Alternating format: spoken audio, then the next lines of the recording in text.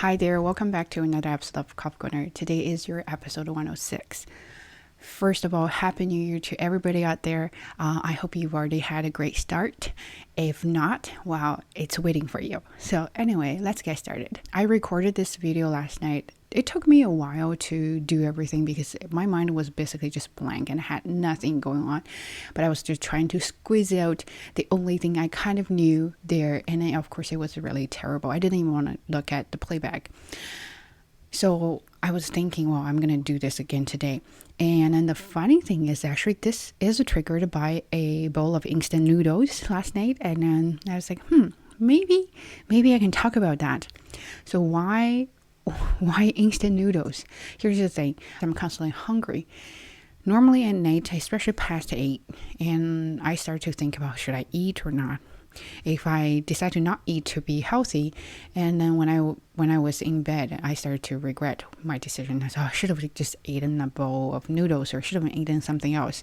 But then I would think if I decide to eat it, if I decide to drink it, whatever there, would I feel better? Maybe I'll feel guilty, but I don't know. I never tried that. And then last night, I said, I know it's 9 o'clock. It's kind of late, but I still want a bowl of instant noodles. And then my husband said, sure, go ahead. Why not? So, but then you think about it's really late. I don't know if it's really good for my health or something like that. And he said, just go ahead and do it. Otherwise, you're going to be unhappy. I said, sure. So I started to do it. I even threw a piece of lettuce there. And I was really happy I made that decision. And I start to think about, I'm going to redo this video. I'm going to talk about instant noodles, not instant noodles, but I'm going to talk about when you have a thought and you're thinking about whether to do it or not, do it. Most of the regrets come from what you didn't do, which is really funny. If you have hesitation, you have your reasons for not doing it, and then afterwards you're going to regret for not doing it. So my theory about that is, you do it, you have a chance to feel happy or unhappy. If you don't do it, and then you always think about that thing, and you're always going to think about, if I do it, I will, right? So, and that's what I learned from a bowl of instant noodles. And that's why I said today, I still had a thought like, oh, should I redo it? Because it's another process, it's going to delay the whole posting thing. But then I told myself, if you have the thought, you should do it, because otherwise you're going to really feel bad about not doing it. That's one thing. Okay. So I'm trying to learn from not being procrastinating. And that's a big issue for me. I want to be able to have a list and do it. But I also want to be able to really do a small thing first instead of focusing on the general big goal. And that's what I want to talk about. I watched a lot of videos on social media about Bye 2023 and Hello 2024. It makes me very anxious and nervous about what I didn't do or what I was supposed to do, but I didn't do it. Those kind of things. And then I start to think about, I wanted to do a video about that. But then I started to feel I didn't do much in 2023. How am I going to review or self-reflect on the things that I didn't do? And then thinking about the things I didn't do or thinking about the goals I didn't achieve in 2023, and I started to feel really bad about myself because I didn't do it. But the noodles make me think, sometimes you just have to face the pain, right? You're looking back at yourself, what you've done, what you haven't done in last year, and you're actually getting to know yourself. And that's the key word I really want to throw here, is know yourself. It is very interesting to think about this concept. I just came up with that. There might be similar ideas, concepts, I don't know, but you can definitely Google it. I think knowing yourself is a quite painful and interesting journey, because you have to admit this person has been with you for 20 something, for many years, and you barely really know her or him. Is the personality she shows to other people is the real personality she has, or she just pretends, right? And you have to tell yourself, well, I am a very bubbly, bright person in front of other people because there's no reason I'm going to bring my negativity to the whole environment. But overall, I'm a very kind of sad, negative person. It's hard to admit that because, well, the whole society requires you to be more outgoing, to be more extroverted. But I'm the opposite. So I'm trying to pretend. But pretending makes me feel awful because I'm surpassing my emotions and feelings. I'm surpassing who I really am. Then I barely get a chance to really know myself or really talk to myself. And especially when you have negative feelings, emotions, you're thinking, if I don't acknowledge them, they don't exist. Right. And then you feel really bad afterwards because it's really going to backfire. I was just thinking about this. Like when you are mad or when you're doing something and people don't appreciate that, people don't acknowledge that, you feel unseen and you feel mad. But same thing is when you have this emotion, when you have this feeling, you are ignoring that. You're ignoring yourself. Then you will be mad at yourself. That's because as a person, you didn't acknowledge who you are, what you are there. You didn't acknowledge what you have at that moment because you think those things are bad. And that makes me really think about how I can know myself. So take myself as an example. I don't like kids. Okay. I really don't like kids. The reason I decided to be a mom, because I want to have a kid with my partner, with my husband. I think he'll be a good father and we'll have a really great family. I've been thinking about a lot of consequences about having a kid.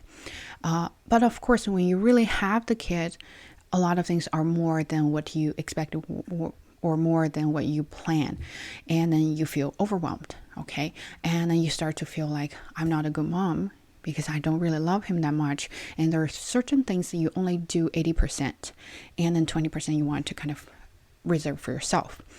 But then you start to feel selfish. Like I have the feeling that I feel selfish and I'm not patient with him. Sometimes I just feel like I just want to jump out of this zone and be myself. Then I feel guilty about everything I have there. But that's me because I've been used to who I am. I'm a loner. I like to stay at home by myself. I like to spend time reading by myself. I sometimes don't even want my husband to be around, to be quite honest. Not because I don't like him, just because this is me. But then getting to acknowledge this is me, this is my habit, and this is what I like to do, and this is what makes me happy as a person. And then I realize, people really have different personalities. And there are some things that you can't force them to become. Luckily, my husband is very supportive and he knows. Let's say today we really had tough goal today because my son is very sick and he didn't want to go to sleep, so he missed the first nap. And then my husband said, you know what, let's go for a stroll. And then we'll go to a superstore and give mom some space and then she can take her time and eat her lunch. Those kind of things make me happy. Then I don't feel terrible when he said that to me, because I know if I can feel happy first, then I can be a better person for them, be a better partner, be a better mom, and everybody will be happy. But you have to think about yourself first. And I just read a post that how you can make other people happy or you can give other people treats is to have a treat first for yourself. If you don't have it, how are you going to give that to other people? And then, I'm totally lost track. I don't know what I'm talking about, but I was really amazed about the thought. Like, you have to have it first, then you're able to give other people what you have. But I think in our culture, it's more like you sacrifice yourself for other people. You're trying to make other people happy first, then you can think about yourself. The problem with doing so is you're going to really make yourself unhappy. That's why a lot of people now are feeling depressed. They might not have depression, but they definitely feel depressed. You might have noticed the change of the lighting from daytime to nighttime. That's because when I was filming the first part, my little one was sleeping, and from nowhere, technically I was kind of getting the idea explosion and trying to really get out of my thoughts. And then he woke up with a big cry and I had to go get him, and that's why I had to stop right there and then figure out another time to film the second part.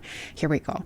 I was talking about how people want to make other people happy in that way, and then you're making yourself unhappy. When you're unhappy, you don't have the sweets, you don't have the treats, you don't have candies to give to other people, but you're trying your 100% hard to give them what you don't have, and then that makes everybody unhappy, right? So back to that topic, it reminded me of the book I read before, Good Insight, by Dr. Becky Kennedy. She was talking about self-care as a parent. That is very important, especially for moms. Not saying that dads are not important, but mostly moms are more, maybe that's out of nature, or because how we grew up, how we are taught, educated. Women tend to sacrifice more for other people, and as a mom, you tend to sacrifice a lot for your kids, for the family. Sometimes you have to kind of bear a lot of things, or tolerate a lot of things that you don't want to do, or you don't want to deal with. So that's why we're thinking about self-care topic from that book. What she said is, people tend to be afraid of making other people's life inconvenience. Let's say if you have one book, okay, you have one book, and this book is very important for your test, and you want to use it, and that's your book. But then your best friend comes to you and say that I want to borrow the book because she's really in a rush to get everything done, and she really need that book, and you know it's gonna be good for her and it will make her happy. But meantime, it's gonna make yourself unhappy because you also need that book. What are you gonna do? You decide to give up and give the book to your best friend. So she's happy and you're not. When you do that, maybe once or a couple times, that's fine. You can still deal with it. But when it accumulates to the point that you can't deal with that anymore, and you're gonna explode, and then your best friend probably thinks you're ridiculous, you're unreasonable. Why from nowhere you just explode? Same thing. That makes me think about my parents, maybe applies to other parents, like talking about the generation of us. I think how we grew up in that culture has shaped what we are and how we deal with things. And it means that we're so afraid to say no to other people because we're so afraid to make other people unhappy. And also we are afraid of confrontation, to fight for our own rights because we are afraid to make other people's life difficult or inconvenienced. Let's put it that way. So then I was thinking about myself this year, and I realized one thing I've learned, or one thing I've changed, is to be brave to say, no, I can't do it. I have this best friend. Some of you might know her from the video I did before. Alicia, we've been friends for 8 years. And then this year, of course, she came back. She came to visit. But before the day she was visiting me, and she asked me if I wanted to hang out with her because her brother has a show at like a Budweiser Garden. It's like a conference kind of place. I really wanted to go, but the time was kind of awkward because I had to put my little one to bed at 7 o'clock, and then the show started at 7 o'clock. So I told her that I couldn't go there because the following situations. My son was sick, and I just, for me, it was very hard to just leave him behind. Not like I don't trust the dad.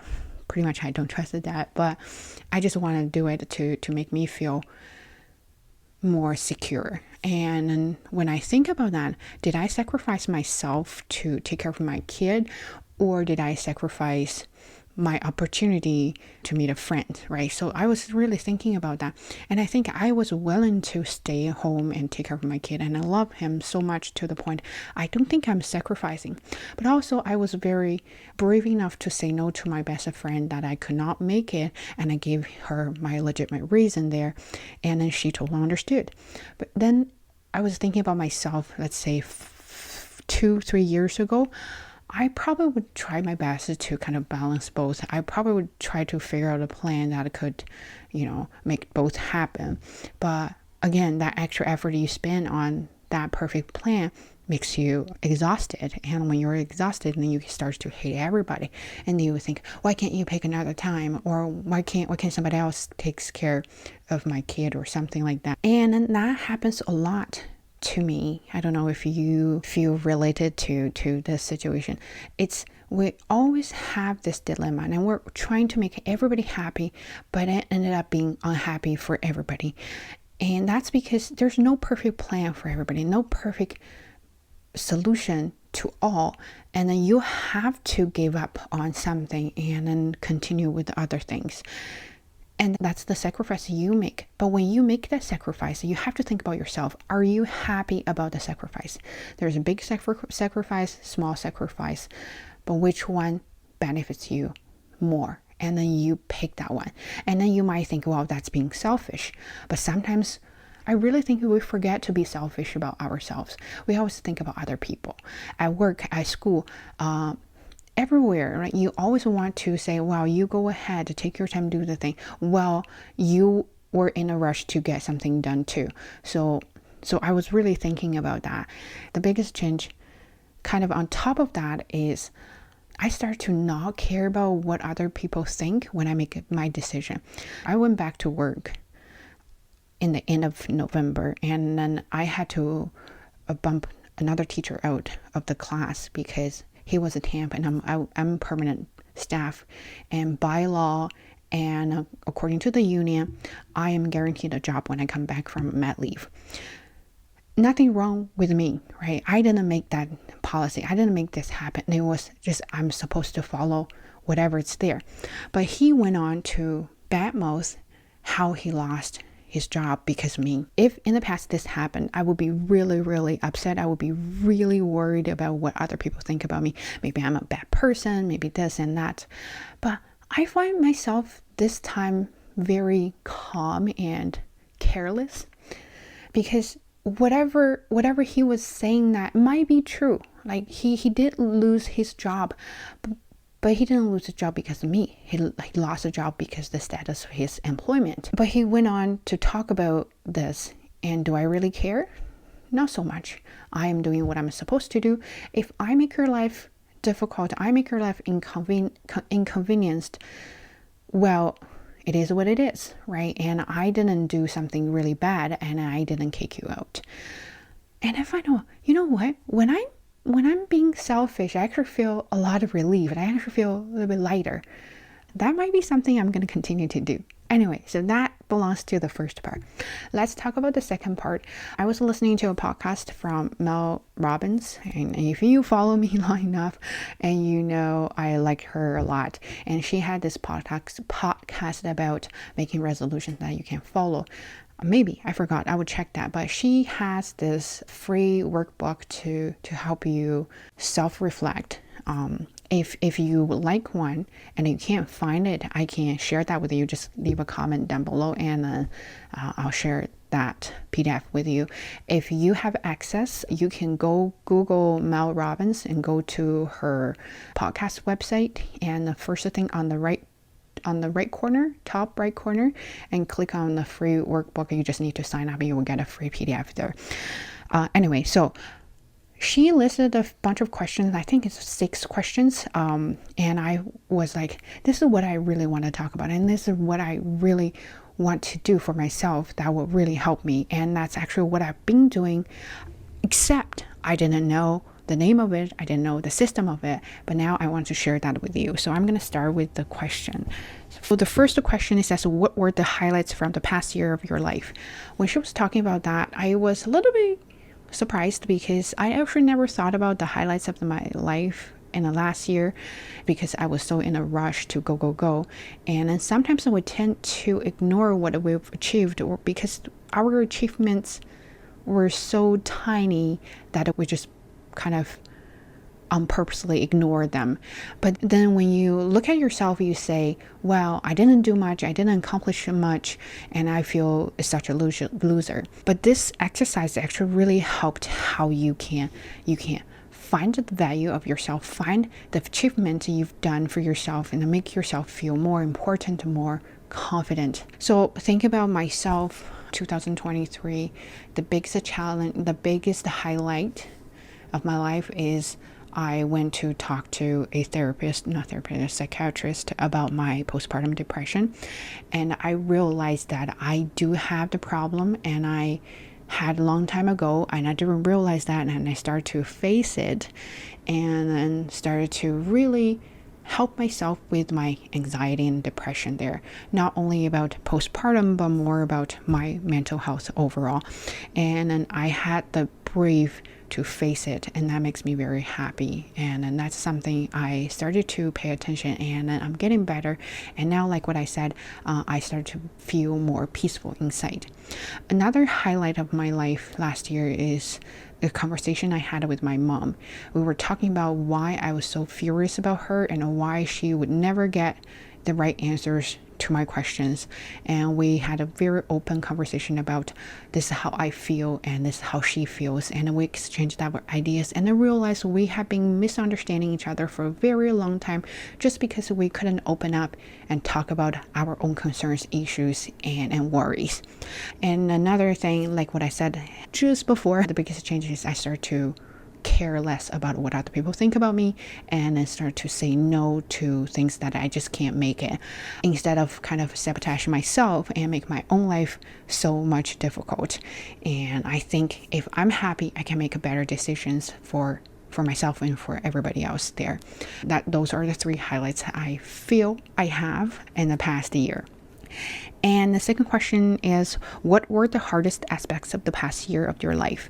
Well, we probably gone through a lot of hard times in last year or even in past a few years. And then we rarely really think about how hard it was and why it was so hard and what were they actually. So this is a very good question for me to think about. What it was the hardest part of my life in last year. Now, of course, it was adjusting my role as a new mom, and I really had a hard time to accept my role as a mom, just because I feel like there's really a teenager inside of my body that I still can't be very mature enough to be a mom. When I had that little kid there, at the first moment, he was so fragile, he was so delicate, he didn't know anything, and he was 100% relying on you, that I never had such huge responsibility to take care of a human being. I just could not face it, and there were times I couldn't get enough sleep, and I was so sleep deprived, and then there were times I just couldn't finish what I wanted to do. I feel like I've been losing myself since then. That was really hard for me. And I still remember a few nights I took a walk in the middle of the night, like 3 o'clock, 4 o'clock. It was still snowing. That was really hard for me. And I constantly cried and all sorts of things. And when my mom came, I had fights with her a lot of times, and I started to hurt myself. Thinking about that makes me cringe, and also makes me sad, because I never really thought about how hard the time was for me at that moment. Because a lot of things, when you have pain, when you have scars, time will cure everything, right? That's old saying. You forget about it, and then you will never learn from it. But that is not a good thing. So think about why do we have hard times? Why do we have a difficult life? Why we have challenges? That's because all of those things want to teach us to be a better person, to have a better life, to be happier. But if we don't look back at those things, we'll never learn the lesson. We'll never really improve efficiently, effectively. So that's why I think this is a very important question for me. So when I was looking at this question, I was really thinking about you guys out there too. I know everybody, well, especially we're adults now, adulting is very difficult. There are a lot of things you need to take care of, not only yourself. But the most important thing is that you need to take care of yourself, but you don't have the time because you are buried, you're overwhelmed, you're overloaded with those hard times, and then you barely had time to think about it. You barely take a breath and then be nice to yourself, because we really have to rush. We have to get to somewhere. We have to get something done. We have to meet people. We just need to do it. Also think about, well, if you're going through this because Chinese New Year is approaching, you might have conversations with your family members about marriage, about kids, those kind of things. Think about yourself, right? Don't get affected by their conversation, their values. They don't know you. That's the thing. You know yourself. They don't know you. And how do you know yourself? Is to reconnect with yourself, restart to think about what you are, who you are and where you want to go and where you want to be, right? So that's why if you have this year, you have a hard conversations with other people about your life plans, you can tell them to fuck off. It is your life. You have to think about yourself, and it is right to be selfish at some point because you are the only one who's responsible for your life, right? So that's why I was thinking about this. When you think about the past, think about those hard situation, moments, times. How did you deal with that? What you have learned from it? How can you do a better job to make yourself happy, to be a better person, right? That's what you need to think about when it comes to this question. Question number 3 also is my favorite. It says, what did you learn about yourself over the past year? I kind of covered a little bit about that. What I learned about myself in the past year is when it comes to making decisions, I need to slow down. When it comes to important emails or communication, I need to slow down and really think about how I word, how I phrase my thoughts, how I deliver the message to other people. That's what I've learned.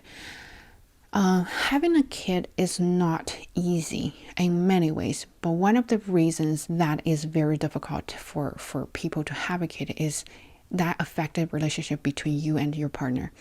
And sometimes nobody meant to do whatever there, but it happened and you started to blame each other.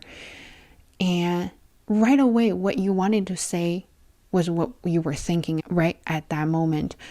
But was that really right to say? Would that hurt other people? I start to learn what I really need to say to my partner when some kind of red flags happen to me. I remember there were a couple times I was very furious because my son didn't want to go to sleep. It made me very anxious and upset and of course furious. Then I start to think about how unfair the whole situation was when you have a kid as a woman. And then I started to blame my husband, and of course I was going to yell. I was going to vent all my emotions at that moment. I came down and I looked at him, and right away I said, I need to take a pause. I need to take a step back and rethink about this situation. So I told him that just give me 5 minutes and I'll come back and I'll tell you what's going on. So I went upstairs, went to my bedroom, and I started to really kind of declutter. Let's say that I was journaling. I was trying to analyze my emotions and feelings. What triggered those things? What triggered my feelings and thoughts? So I started to really realize the important thing of taking a stop, taking a pause. I listened to the Huberman podcast one time. I forgot which guest, but they were talking about how to improve your communication or something. And then the guest speaker said, when you are in a heated situation, don't do anything, don't say anything, take a step back and look at the situation and rethink about how you are going to handle this situation. And then he mentioned that when he was at airport, his luggage was delayed and he couldn't find it, and it was very important. And then he said, now it's a time to wave your magic wand to make it happen. And then she was laughing at that, and she said, yeah, I'll make it happen. And the guest speaker said he never thought about this would happen. If he took a direct way to yell at the staff there, he might not get his luggage early or on time, but he took a step away from the heated situation, start to rethink how he could make it happen. Because overall, you want to make things happen for you, right? You don't want to make a situation that's different. That's what I learned when I talk to my husband or when I talk to anyone in the circle of my life. I start to think about what can benefit me. If I'm yelling at them and that makes me happy right at that moment, but it's gonna make everything even worse, is that worth to do it? If I hold my anger and start to rethink about the situation, start to think about the strategies to handle the situation, would that make everything better, or can I get the results I want? That's what I start to think about, taking a step back or take a pause and rethink about the situation, and about, of course, myself as well. That's why I like this question number 3. Question number 4. What are the things you are going to stop doing in the next year of the life? Which is really interesting because people normally make a list of resolutions for what they are going to do, but never think about what they should stop doing. And I was thinking about myself, what I should stop doing is procrastination. Well, I've been saying that a lot of time, but I realized, like what I mentioned in the first part, it's whole thoughts were triggered by a bowl of instant noodles, just because when I had the thought, I took action, I did it, and that made me very happy. So I was thinking about the same thing. In the past year, I was doing some work on a journal article, and I was really procrastinating to the point I hated myself, and it caused anxiety, and I realized the whole anxiety thing was just from what I didn't do. In the end of the year, I started to tell myself to just powering down and then do it and finish it. It's painful, but you get it done, you feel light, you feel happy. Once you've done what you're supposed to do, and then the rest of it, it's out of your control, right? And then you're not in charge of that, and then you should let go of it and then continue your journey. That's what I want to think about, is stop procrastinating. And when I have a thought, I think it's worse to do it, I should take action. That's what I was thinking. Well, there are, of course, a lot of things I probably should stop doing, but right now I can't think any of that off the bat. But it's just the beginning of the year. There's time to think about that. Question number 5 is, what are the things you will continue doing in the next year of your life? Continue doing. She mentioned this in the very beginning of the podcast, saying that a lot of people always want to start new things and forget about the things they were doing in the past. But some of the things are actually good, but then they just want to start a new chapter, right? And I like this question because it's the continue thing, right? So I was thinking about myself would be reading is something I want to continue to do. It makes me happy. It makes me feel knowledgeable, and also it improves my mental health, actually. I'm right now reading a book called Lessons in Chemistry. So that's what I want to continue to do. Another thing, of course, is language learning. I really enjoy learning French now. I'm learning French on Duolingo, and then sometimes they have funny sentences. I like learning new things, and then that makes me really happy that I didn't realize before.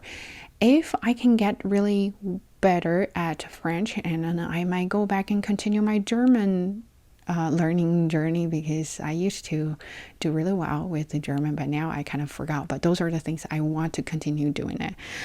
Last question she has here is, what do you want to start doing in the next year of your life? I think is something about my physical health. I mean, mental health is of course important, but physical health is something I really want to pay attention to. When I'm talking about physical health, I mean my diet. Some of you have mentioned that I've lost a lot of weight, and that's because, my whole hormone system has been very chaotic, and then I need to pay attention to the diet. I eat a lot. I don't really care about what kind of food I eat, but most of the time they're junk food. But I want to stay healthy. I sometimes really think about that. If I die, my kid is going to be very poor and pathetic because he doesn't have a mom. So to be able to live a long life for my kid, I need to pay more attention to my physical health.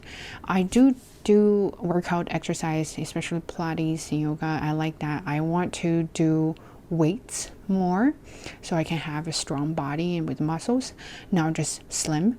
And I think strong body, that weights give me a strength to do what I can do, and that's very important. Now, so weights are more practical for me because I have to carry that little big guy. Another thing I want to start to do is to not thinking about calories, don't think about calories, but more about sodium intake. Sometimes we don't really pay attention how much salt we take or we eat every day.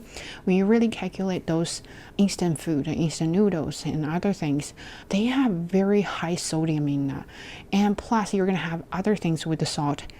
That's really not good for your blood pressure, and of course other things. And those are the things I really want to start to do and start to pay attention. Back to question number 5, what I want to continue to do. And one thing is, of course, workout, but another thing is journaling. I really think journaling will help a lot, and this workbook is kind of like a journal thing. You can follow the path and help you kind of go through your past year and help you sort out your thoughts and what you've done and what you want to do, what you want to continue, and how you feel about yourself. the most important thing is, well, everything workbook or what I've talked in the past or in the beginning of the video, the most important thing is you need to stop for a second. Just take a deep breath and then think about where you are right now and how did you get where you are and what you become. And then you can make a decision whether you want to change or continue. If you're just in a rush to continue because of what other people do, what other people say, you will get lost. When you get lost, you will never find the little cute guy instead of yourself, and then you will start to feel sad about yourself. And that's everything I've been thinking about in the past year. And you probably noticed a lot of videos I've made in the past about emotions, feelings, everything. It's a journey of re-knowing yourself. It is a journey of reconnecting with yourself, and I love it because doing so I feel peaceful and I like the peace of mind, and that is very important to me. So that's pretty much everything about my 2023 and what's going to happen in 2024. But more videos are going to come and you will know if that really happens or not. Anyway, I hope you like this video. Please don't forget give a thumbs up and share this video to let other people know. But that's everything. So happy new year to every of you there, and then take care and start a new chapter. Bye.